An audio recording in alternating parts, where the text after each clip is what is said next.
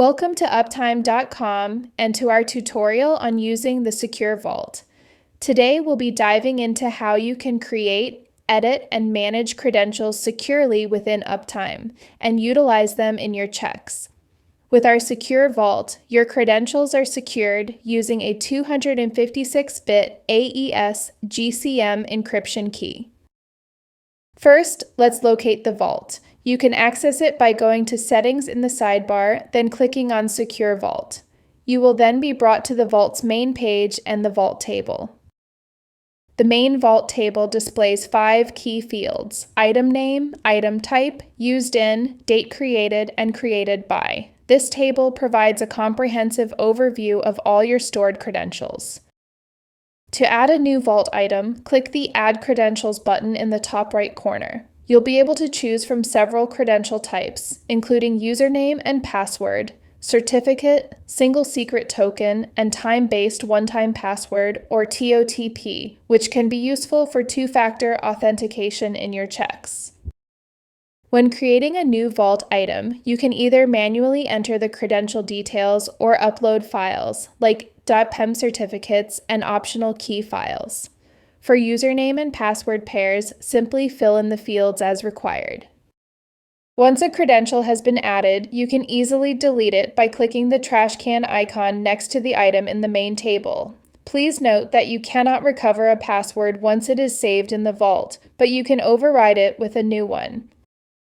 Vault items, also known as service variables in the Uptime API, can be used in your API and HTTPS checks, API, transaction, and page speed checks. When creating or editing a check, simply select the desired credential from the Vault Items dropdown. If the credential includes multiple secret fields, each field will be available as a separate variable.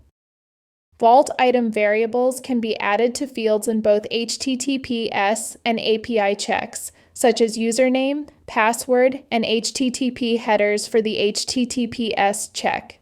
For API checks, Vault items work across all fields where API variables are used, including authentication, settings, and validation fields.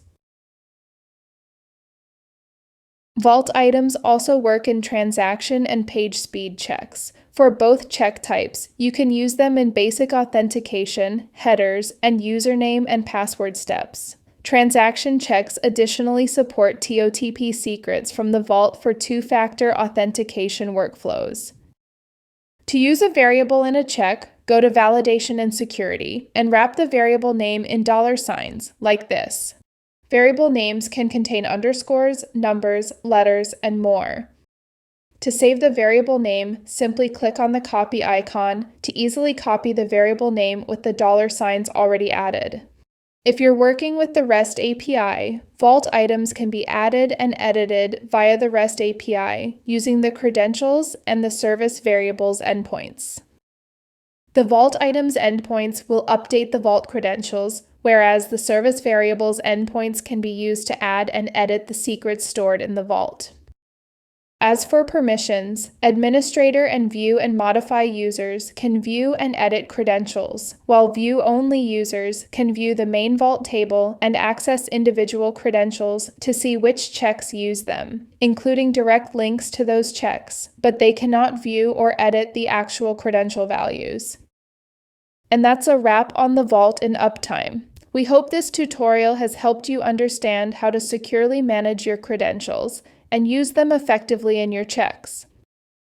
Be sure to explore the Vault and see how it can enhance your monitoring setup. Thanks for watching. Don't forget to like, comment, and subscribe for more tutorials.